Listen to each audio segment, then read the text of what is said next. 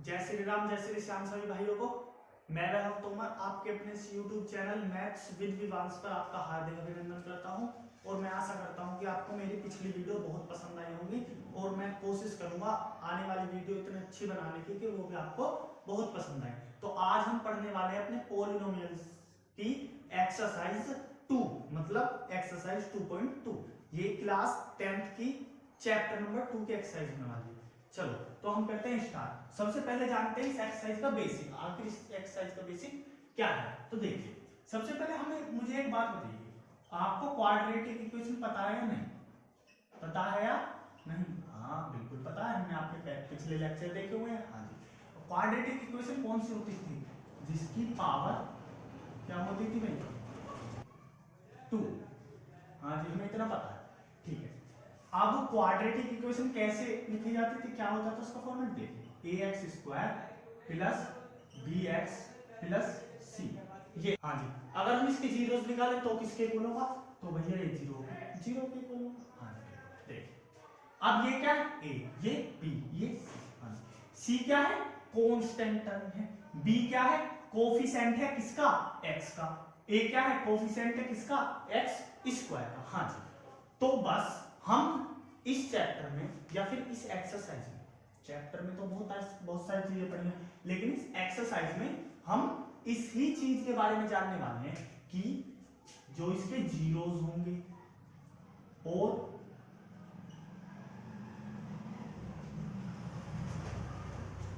जो इसके कोफिशिएंट्स होंगे उनके बीच का रिलेशन। क्या भाई? उनके बीच का रिलेशन, ठीक है। सपोज करो, अब ये बताइए, ये जी कैसी इक्वेशन है? क्वाड्रेटिक। अब क्वाड्रेटिक इक्वेशन में मैक्सिमम कितने जीरोस हो सकते हैं? आप बोलोगे 2 जीरोस हो सकते हैं। आपने बताया हुआ है जितनी पावर उतनी जीरोस मैक्सिमम। हाँ जी, तो कितने जीरोस हो सकते हैं? 2 जीरोस हो सकते हैं। देखिए, तो 2 जीरोस मैंने क्या लेट किए? मैंने 2 जीरोस लेट किए अल्फा और बीटा। हाँ जी, हमने ये लेट कर लिया अच्छी तरह से, क्या अल्फा और बीटा, ठीक है। और इसके अगर मैं कोफिशिएंट देखूं तो a b c। हाँ जी, ये अब देखिए, जब हम इनके बीच का रिलेशन देखते हैं तो क्या निकल कर आता है? देखिए, यदि हम अल्फा और बीटा को जोड़ें तो वो इक्वल बैठता है माइनस में b अपॉन a के। मतलब भैया, मतलब अगर हम सम करें किसका? जीरोस का, तो वो इक्वल होगा किसके भाई? Minus coefficient of x upon coefficient of x square. किसके होगा? Coefficient of x upon coefficient of x square, वो भी माइनस, वो भी माइनस। हाँ, एक तो रिलेशन मिलता है ना, ये एक रिलेशन क्या मिलता है? देखिए, एक रिलेशन मिलता है यदि हम अल्फा मल्टीप्लाई बीटा करते हैं, अल्फा मल्टीप्लाई बीटा करते हैं, तो देखिए, तो हमें वो इक्वल मिलता है c अपॉन a के। मतलब भैया, मतलब ये यदि हम प्रोडक्ट करते हैं इसका भाई, प्रोडक्ट ऑफ जीरोस, तो वो इक्वल होता है कांस्टेंट टर्म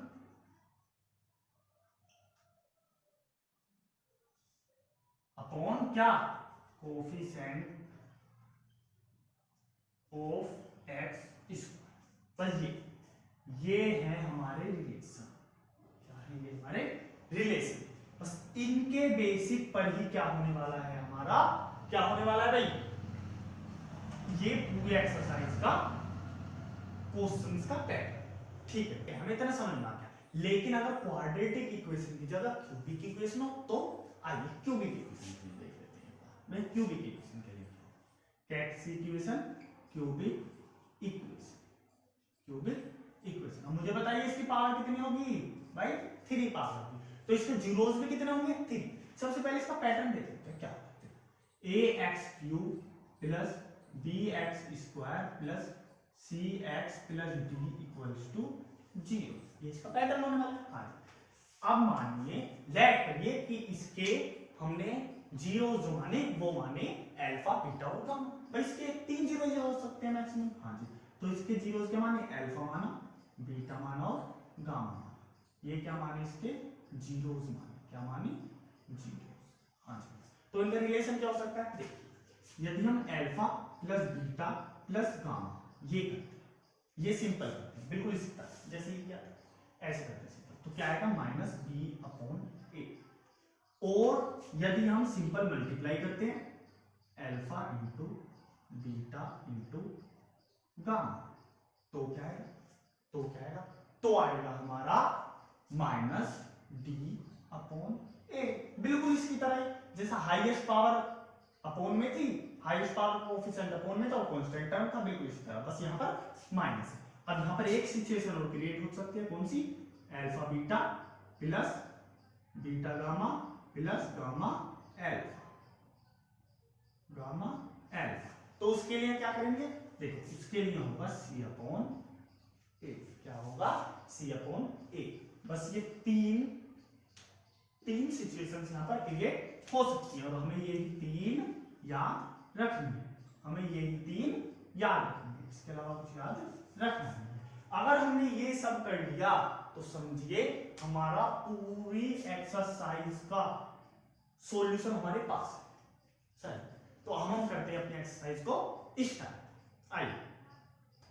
आइए तो हम पढ़ते हैं अपना क्वेश्चन नंबर 1। सबसे पहले स्टार्ट उसको करते हैं। देखिए मैंने उसका 2 पार्ट्स लिखे हुए हैं, सबसे पहले इन्हें सोल्व करते हैं और इनसे सीखते हैं आखिर हम सोल्व कैसे कर सकते हैं। आइए बिल्कुल लास्ट वाला रिलेशन लगाना है, बाकी कुछ भी नहीं है।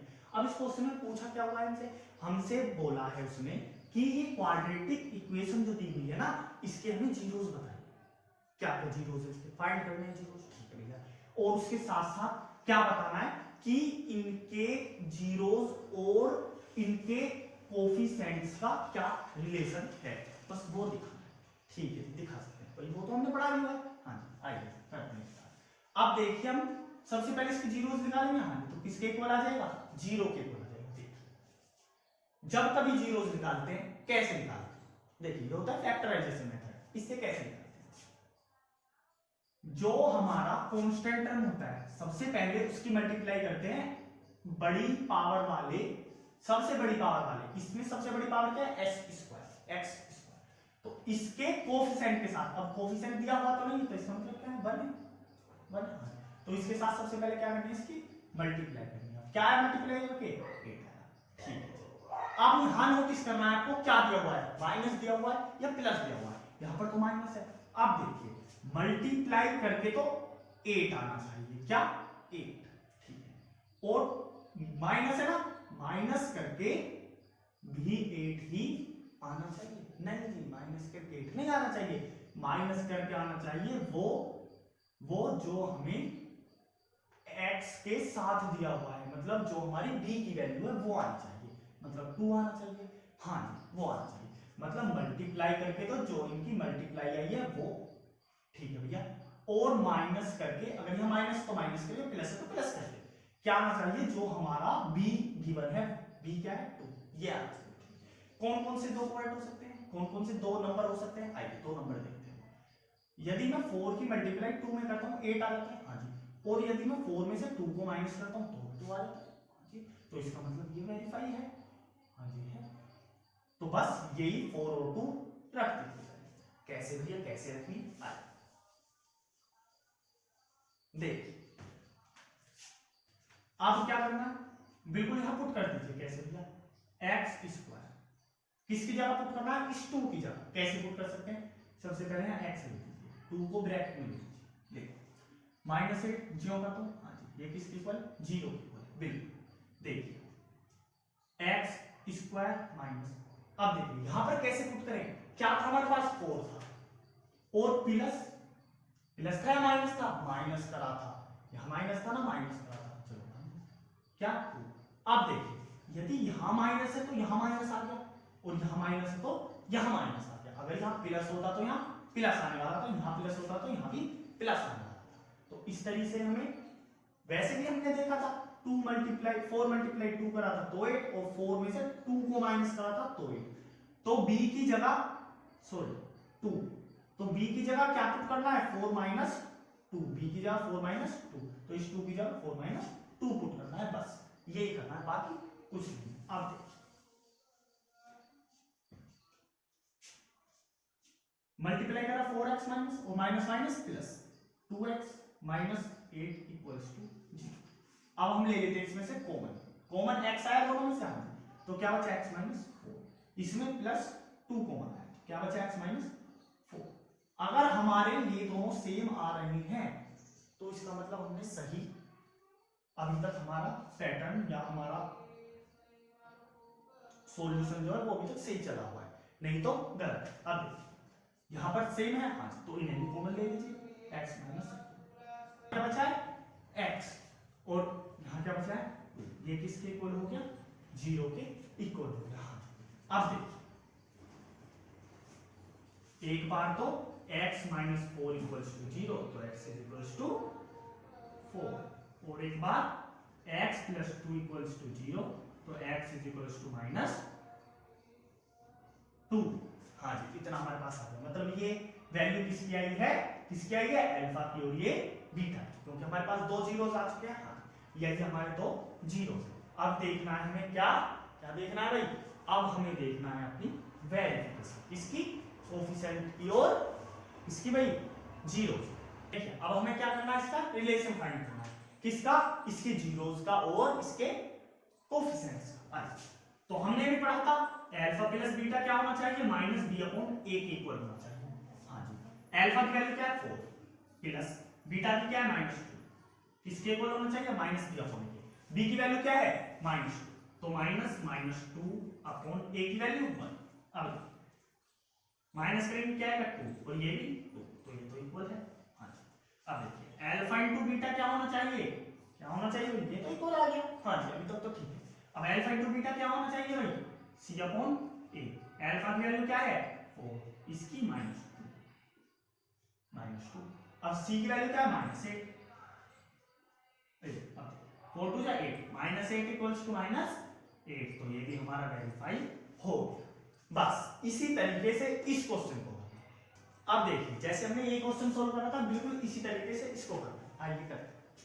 देखिए बिल्कुल वही, सबसे पहले इक्वल किसके हो जाएगा 0। अब देखिए इसकी मल्टीप्लाई किसमें, इसमें नहीं, ये b है, ध्यान से देखो ये b है, तो भैया फिर क्या करें, तो उलट पुलट है। आइए ठीक कर लेते हैं इसको, 6x square -7x -3 equals to 0।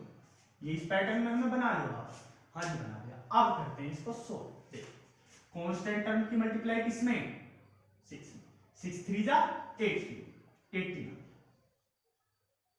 तो मल्टीप्लाई करके क्या आना चाहिए, 18 आना चाहिए।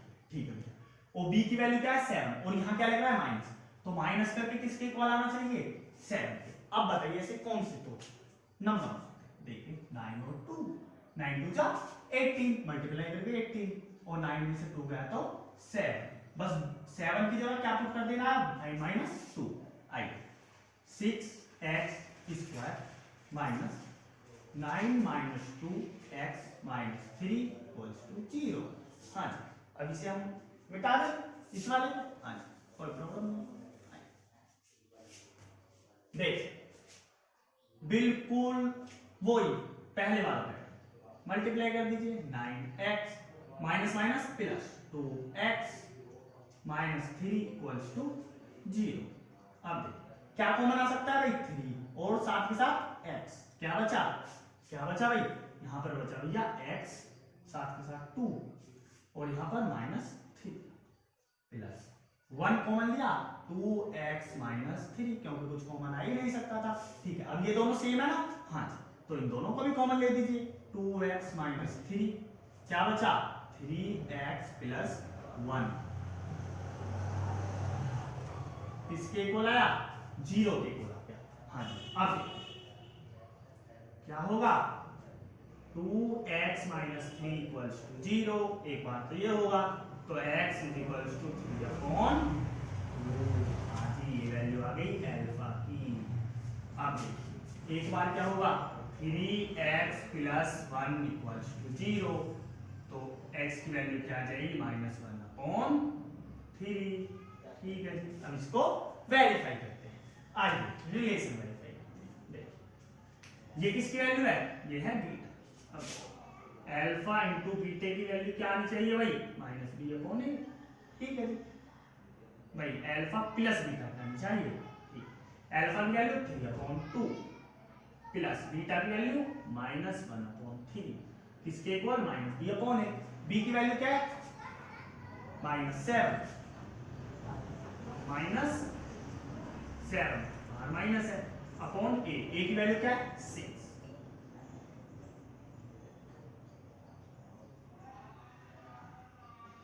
देखिए 2 बार माइनस है। ठीक है, अब ऐड करेंगे क्या आएगा इससे, 6 आएगा,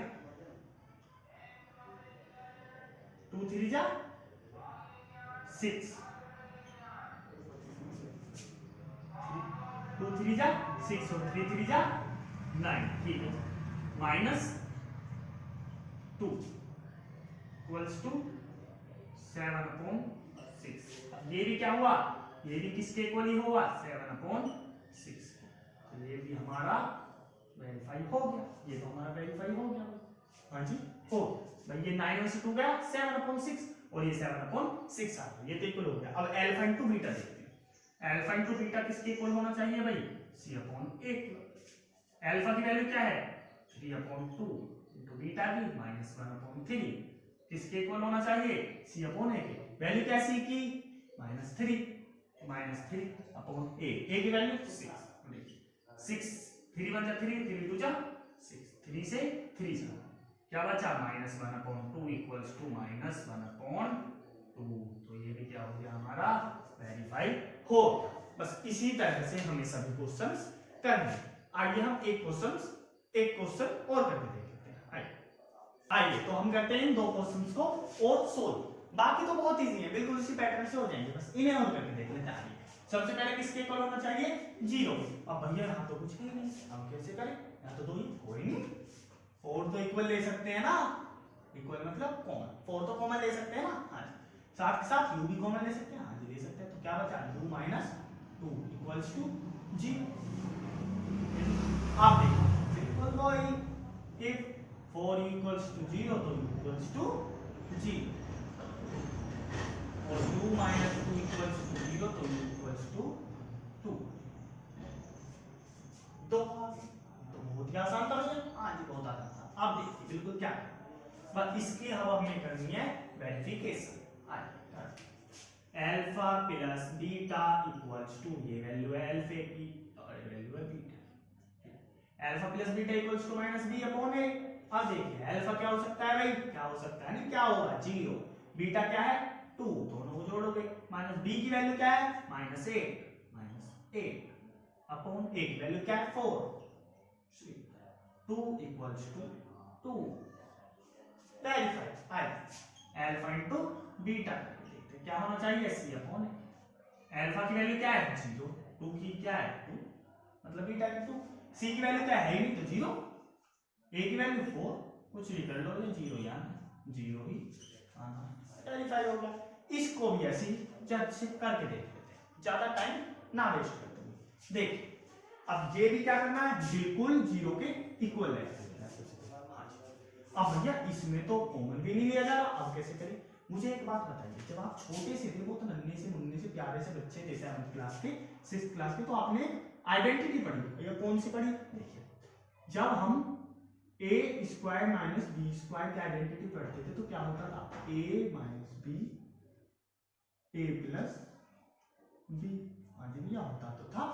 लेकिन यहाँ तो ये स्क्वायर है नहीं किसी चीज का, ये तो स्क्वायर है भाई। जब कोई किसी के स्क्वायर नहीं होता तो वो अपने अंदर रूट का स्क्वायर होता है, ये हमें पता है। हाँ जी इसको कर दीजिए, क्यों परेशान हो गए, t² - √15 का स्क्वायर किसके इक्वल है 0 के, बिल्कुल ही आइडेंटिटी लगा दीजिए।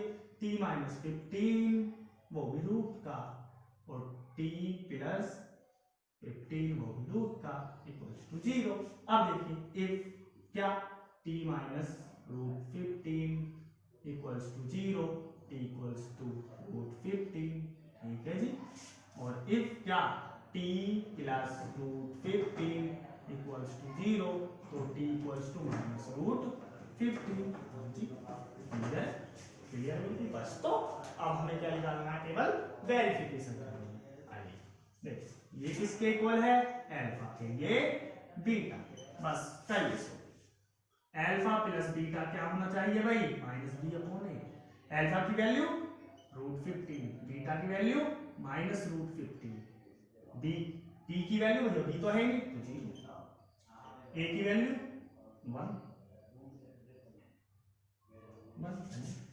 इसको क्या क्या हो जाएगा, दोनों कट जाएंगे, क्या हो जाएगा 0, तो 0 इक्वल्स टू 0। एक वेरिफिकेशन तो कंप्लीट। दूसरी देखते हैं, अल्फा इनटू बीटा इसके इक्वल होना चाहिए c अपॉन a।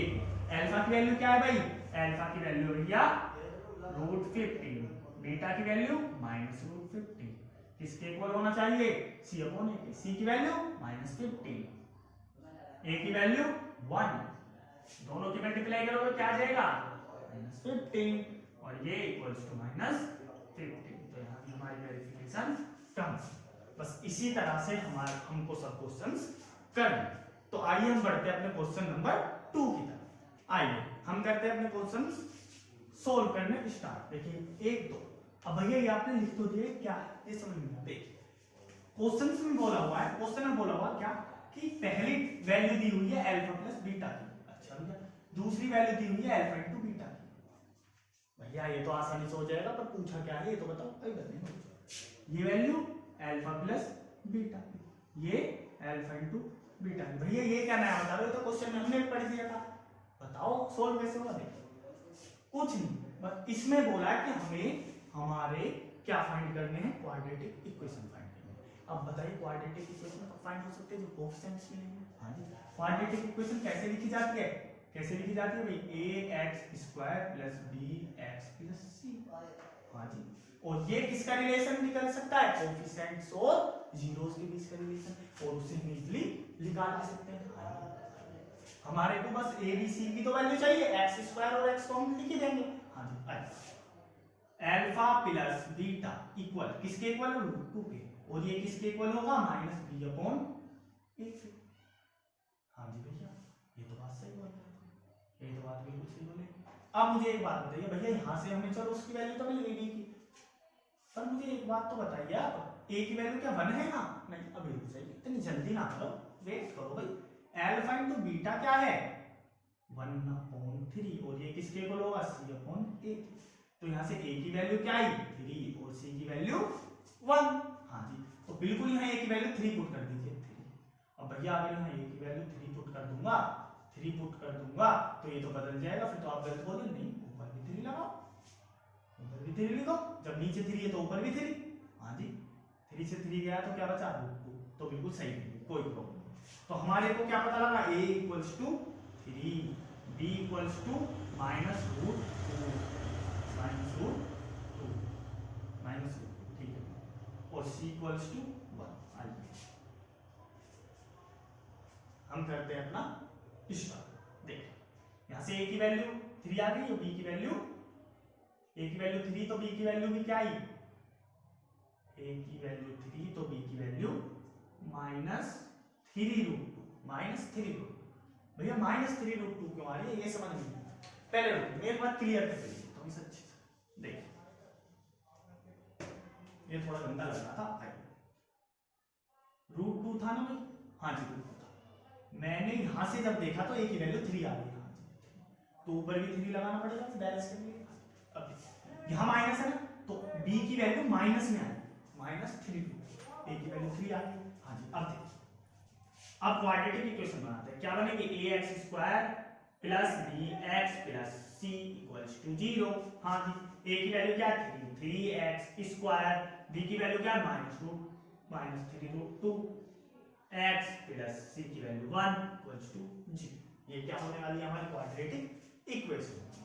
बस ये ही हमसे पूछा हुआ है, इससे ज्यादा हमसे कुछ पूछा नहीं है। बिल्कुल इसी तरह से इसे करना, क्या भैया इतना ही आसान है। हाँ, सब क्वेश्चंस ऐसे होंगे। अगर आपने ये 2 क्वेश्चन सीख लिए ना, समझिए वो सारे बचे हुए भी हो गए, बिल्कुल सेम ही। देखिए बिल्कुल क्या करना है, अल्फा प्लस बीटा इसके इक्वल है 0 के, और ये किसके इक्वल होता है -b अपॉन a। भैया इससे तो हम कुछ निकाल ही नहीं पाए, कोई बात नहीं। अल्फा इनटू बीटा देखो ना, क्यों कंफ्यूज हो रहे, घबरा क्यों रहे, घबराना नहीं है। √5 इक्वल्स टू c/a। तो आपको इससे क्या पता था? तो ये बताइए क्या पता? भैया हमको पता लगा कि c की वैल्यू √5 है और a की वैल्यू 1 है। हाँ जी, तो a की वैल्यू यहाँ भी 1 लगा तो कोई दिक्कत नहीं। हाँ, तो b क्या है? 0। हाँ तो बस तो पुट कर दो, क्या दिक्कत है? a की वैल्यू 1, b की वैल्यू 0, c की वैल्यू √5, c की वैल्यू √5। आइए पुट करते हैं। ax² plus bx plus c equals to 0। हाँ जी, आइए क्या प्रॉब्लम है? कुछ भी नहीं, पुट कर दीजिए। x² 1x² plus 0x plus √5 equals to 0। अब 0 तो 0 ही कर देगा इसे। हाँ जी, तो क्या बचेगा? x² plus √5 equals to 0। तो हमारी क्वाड्रेटिक इक्वेशन क्या मिली? x² plus 5 √5 equals to 0। तो बस इसी तरीके से सारे क्वेश्चंस होंगे। बहुत आसान है। हाँ, बचे हुए क्वेश्चन आपके लिए होने वाले हैं होमवर्क। आप उन्हें करके मुझे कमेंट करके बताना कि आपसे हुए या नहीं, और मुझे आंसर भी कमेंट करना। आइए, तो हमने अब ये पूरी एक्सरसाइज कंप्लीट कर लिया, मतलब हमने ये सारा चैप्टर कंप्लीट कर लिया। हमारा इतना ही अब की बार एग्जाम में आ रहा है। 2023-24 के एग्जाम में हमारा इतना ही आ रहा है जितना हमने पढ़ा है।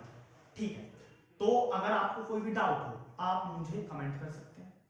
ठीक है, और यदि तुम्हें पर्सनली कोई क्वेश्चन पूछना हो मुझसे, तो जैसे कि भैया हमें चैप्टर नंबर 3 का ये वाला क्वेश्चन डाउट है, वो पूछना है, या इसी चैप्टर का भैया हमें इसी का ही पार्ट 1 समझ में नहीं आ पाता, वो बता दो। ये 2 पार्ट कराए हैं हम, तो पता नहीं कौन सा हो सकता है। सही है, 1 समझ में नहीं आ रहा वो बता दो, 3rd समझ में नहीं आ रहा वो बता दो, 5th समझ में नहीं आ रहा वो बता दो। तो उसके लिए आप मुझे इंस्टाग्राम पर फॉलो कर सकते हैं। मैथ्स विद विवांश ऑफिशियल नाम से मेरा क्या है अकाउंट। तो धन्यवाद।